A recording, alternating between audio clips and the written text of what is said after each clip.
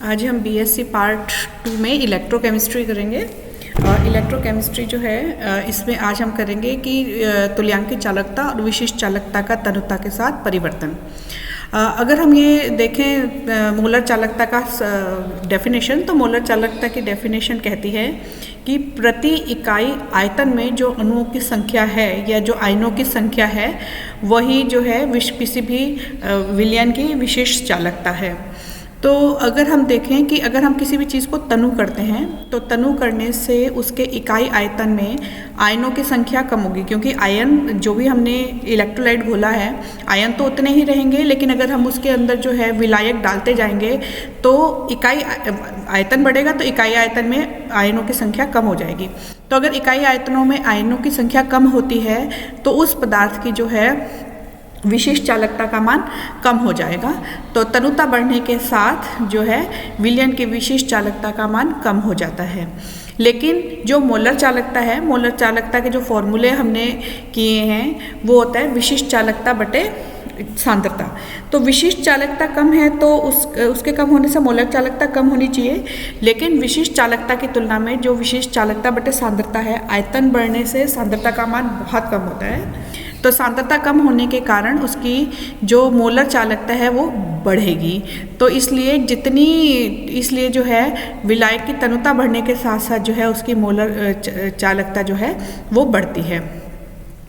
अब जैसे ये देख ली, जैसे अब कोई जो प्रबल विद्युत अपघट्य है, क्योंकि जैसे जैसे हम तनुता बढ़ाते हैं पदार्थ का आयनन भी बढ़ता है, तो जो प्रबल विद्युत अपघट्य हैं उनकी मोलक चालकताओं का मान तनुता से ज़्यादा प्रभावित नहीं होता, क्योंकि वो पहले से ही पूर्णतः आयनित रहते हैं। लेकिन जो दुर्बल विद्युत अपघट्य हैं उनकी मोलर चालकता जो है किसी भी उसको मिलाने से, विलायक को मिलाने से बढ़ती है, क्योंकि उसमें आयनों की संख्या जो है अधिक प्रभावित होती है, क्योंकि उसमें आयनन की मात्रा बढ़ जाती है जैसे जैसे हम सांद्रता को कम करते हैं या करते हैं। अब इधर देखिए, जैसे ये सांद्रता ले रखी है हमने और सांद्रता जो है ये बढ़ रही है, या ऊपर की तरफ जाए तो हम कह रहे हैं कि तनुता बढ़ रही है। तो यहाँ पर तनुता बढ़ने के साथ साथ जो NaCl है इसकी मोलर चालकता बढ़ रही है, ये KCl की भी बढ़ रही है, HCl की भी बढ़ रही है। इसी तरह से हम सोडियम एसीटेट देखें तो इसकी भी बढ़ रही है। लेकिन जो है यहाँ पर कॉपर सल्फेट की, तो ये हम इन सब कंपाउंड्स में देखते हैं कि जैसे जैसे हम सांद्रता कम करते हैं, ऊपर की तरफ जाएं और या तनुता बढ़ाते हैं, तो वैसे वैसे इनकी मोलर चालकताओं के मान बढ़ते जाते हैं। अब अगर हम बात करें कि जो प्रबल हैं जैसे KCl, NaCl, ये यहाँ पर हमने एक ग्राफ लिया है, यहाँ पर इसकी मोलर चालकता है और इस तरफ जो है ये नीचे तो मोलैरिटी यानी कि सांद्रता है और ऊपर मोलर चालकता है। तो अगर हम स्ट्रॉन्ग इसके इलेक्ट्रोलाइट्स के देखें जैसे KCl, NaCl, तो हम देखते हैं जैसे जैसे इस तरफ जाने से तनुता बढ़ रही है, इधर जाने से सांद्रता बढ़ रही है। तो हम देख रहे हैं कि जैसे जैसे तनुता बढ़ाते हैं, पानी मिला के सांद्रता कम करते जाते हैं, तो NaCl और KCl, ये KCl का ग्राफ है, ये NaCl का ग्राफ है, ये ऊपर HCl का ग्राफ है, दोनों बहुत स्ट्रॉन्ग हैं।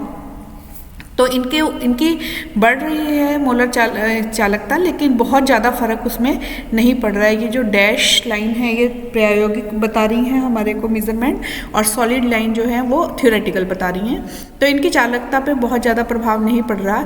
लेकिन अगर हम वीक देखें जैसे अमोनियम हाइड्रोक्साइड, एसिटिक एसिड, तो जैसे जैसे हम इसको तनु करते जाएंगे तो हम देख रहे हैं चालकता का मान बढ़ रहा है, और एक स्थिति आने के बाद तो चालकता, इनकी मोलर चालकता एकदम से बढ़ती है, क्योंकि यहाँ पर आने के बाद ये पूर्णतः आयनित हो जाते हैं।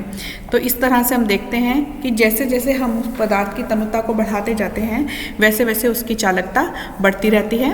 और यहाँ पर इस जो यहाँ पे जीरो टच कर रहा है, तो ये जीरो होता नहीं है, लगभग जीरो के बराबर हम इसमें सांद्रता मान सकते हैं। तो इसको हम कहते हैं अनंत तनुता। तो अनंत तनुता पे जो है इनके पदार्थों की जो मोलर चालकता है वो उसको लैम्डा इनफाइनाइट अथवा या लैम्डा जीरो से व्यक्त करते हैं। तो ये यहाँ पर जो है इसकी जो अनंत तनुता पर जो है मोलर चालकताएं ये प्रदर्शित की गई हैं इस पॉइंट के ऊपर। ये एक तरह से मैक्सिमम जो है चालकता जो कोई पदार्थ शो कर सकता है वो है। फिर इसके बाद हम बात करते हैं आयनिक आयनों के अभिगमन की। हम जानते हैं कि कोई भी जो विद्युत अपघट्य है, अगर उसमें हम 2 इलेक्ट्रोड डाल दें तो धनायन कैथोड की ओर और ऋणायन एनोड की ओर चलने लगते हैं। तो अगर नीचे, क्योंकि पहले तो परिपथ पूर्ण नहीं होता है, लेकिन जैसे ही कोई भी जो सॉल्यूशन है उसमें धनायन और इनायन का मूवमेंट शुरू हो जाएगा तो ये परिपथ पूरा हो जाएगा और उसमें धारा प्रवाहित होने लगेगी। तो आयनों के विपरीत आवेशित इलेक्ट्रोड की ओर गमन को आयनों का अभिगमन कहा जाता है।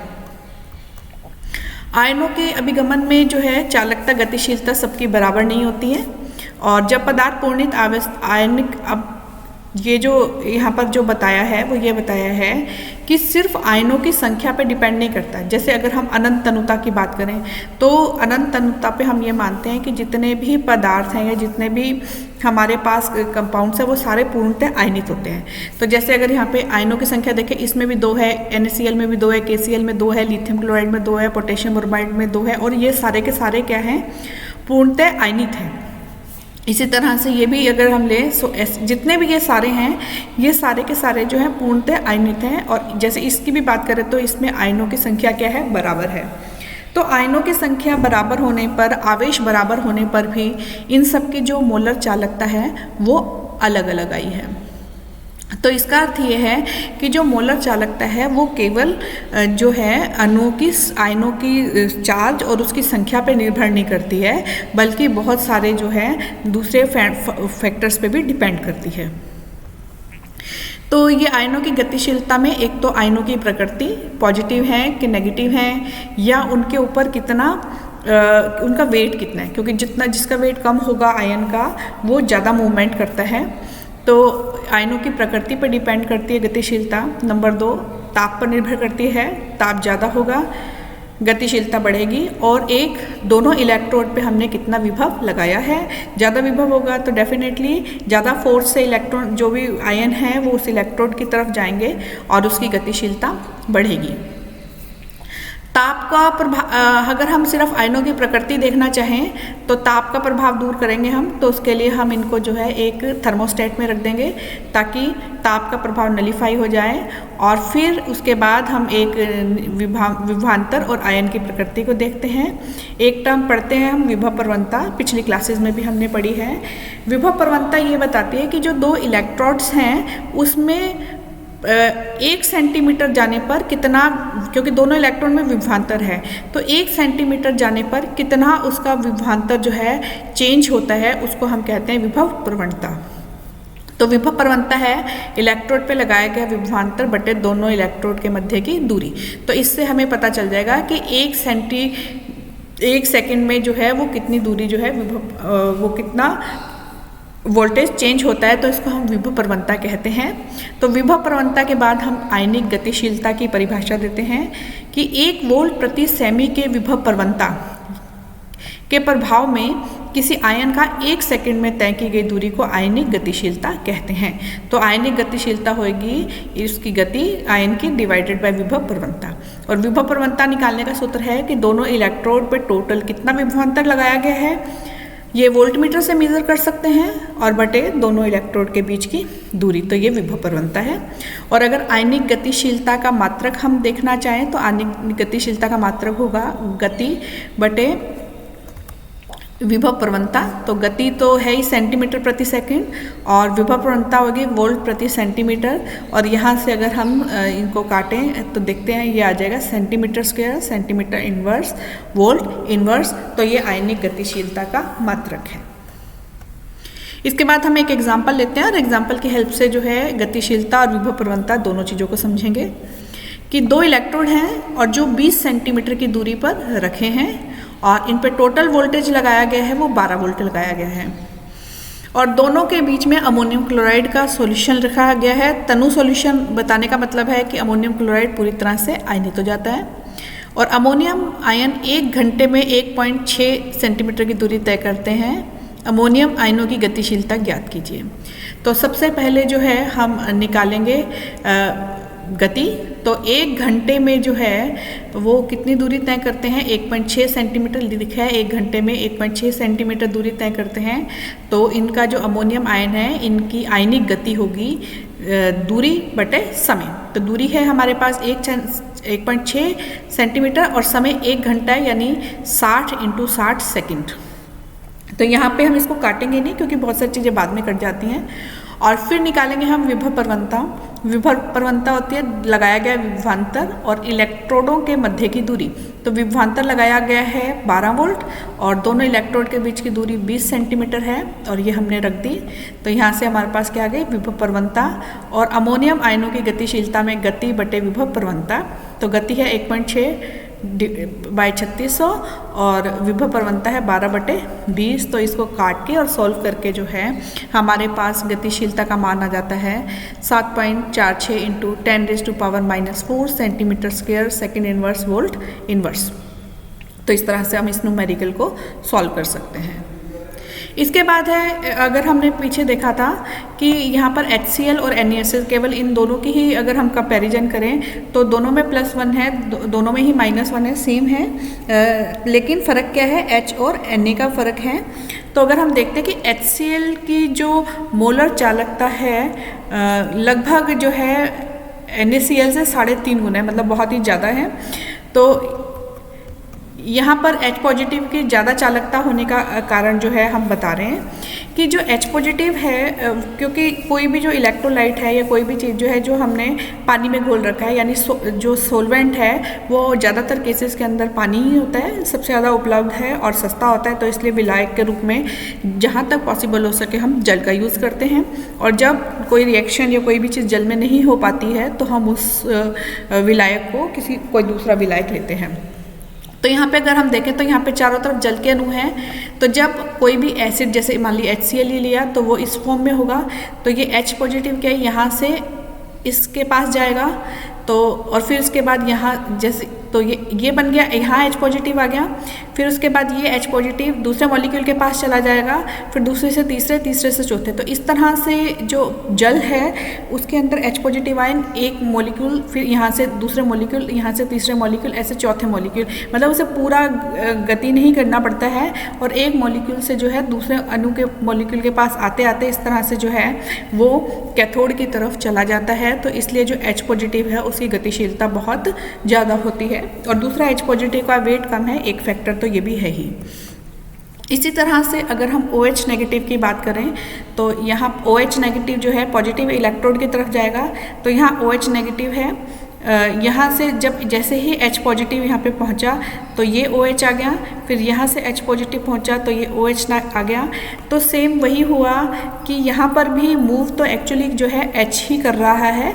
तो H करने से नेक्स्ट मॉलिक्यूल OH बन गया, फिर ये H मूव करेगा तो ये OH बन गया। तो एक तरह से OH मूव नहीं कर रहा है, OH में भी जो है H पॉजिटिव आयन ही मूव कर रहा है। OH पॉजिटिव आयन के मूव करने से ये जो नेक्स्ट वाला है ये OH नेगेटिव बन गया, ये मूव करने से ये OH नेगेटिव बन गया। इसलिए OH नेगेटिव भी जो आसानी से जो है कैथोड से एनोड तक पहुँच जाते हैं और इनकी भी जो गतिशीलता है वो बहुत ज़्यादा होती है। इसके बाद आयनों की जो गतिशीलता है इसको दर्शाने के लिए जो है नाइस ने एक प्रयोग किया था।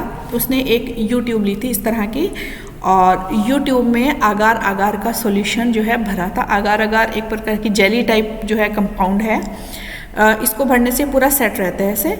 और आगार आगार के विलयन के अंदर जो है उसने एक जो साइड है उसमें तो HCl ऐड कर दिया था और एक साइड में NaOH, और इस आगार आगार के विलयन के अंदर फिनोफ्थलीन मिलाया गया है। अब जानते हैं कि फिनोफ्थलीन एक इंडिकेटर है जो कि NaOH में तो पिंक कलर का रहता है और HCl यानी एसिडिक मीडियम के अंदर, स्ट्रॉन्ग एसिडिक मीडियम के अंदर वो कलरलेस रहता है। तो हमने इस आम के अंदर जो है HCl डाला है और इस आम के अंदर क्या है NaOH डाला है। तो ये वाली जो साइड है ये तो जो है पिंक रहेगी और ये जो साइड है क्योंकि इसमें HCl डाला है और एसिडिक मीडियम के अंदर फिनोफ्थलीन कलरलेस रहता है तो ये साइड जो है कलरलेस रहेगी। अब इसके बाद ये इस साइड में जो जिस साइड में NaOH डाला हुआ था, NaOH डला ही हुआ है। इस साइड के अंदर जिसमें HCl डाला है यहाँ पे क्यूप्रिक क्लोराइड भी जो है एक ऐड कर दिया गया है। कॉपर आयन जो है इनका कलर ब्लू होता है। तो अब जैसे ही हम इसके अंदर, और इसमें एक चुटकी भर जो है कार्बन भी हम इसमें डाल देते हैं ताकि वो जो है उसकी सतहें जो है वो दिखती रहे, हमें एक मार्किंग सी हो जाती है।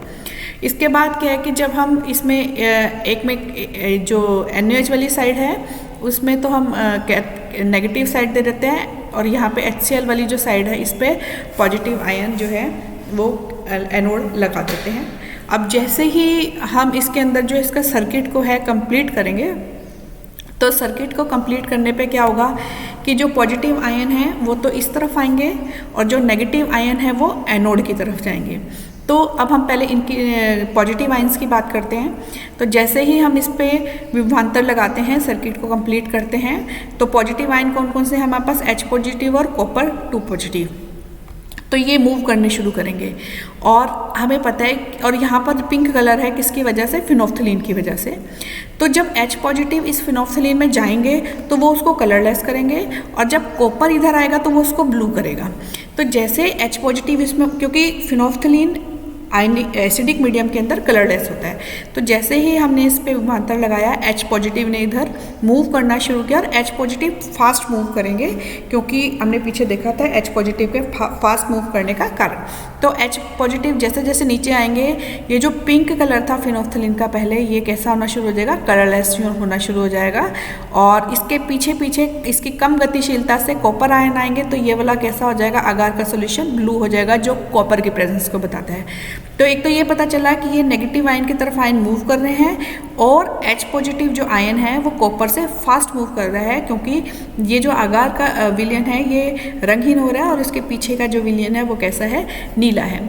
और इसी तरह से इस पॉजिटिव आयन की तरफ जाएंगे OH नेगेटिव आयन। तो जैसे जैसे OH नेगेटिव आएंगे, तो ये वाली जो आम थी जिसमें HCl घुला हुआ था पहले, इस आम के अंदर जो है ये गुलाबी था पहले, लेकिन जैसे जैसे H पॉजिटिव इसके अंदर जाता जाएगा, ये जो है रंगहीन गुलाबी होता जाएगा, रंगहीन साइड थी, क्योंकि इसमें पहले HCl डाला था अपन ने इस साइड पे।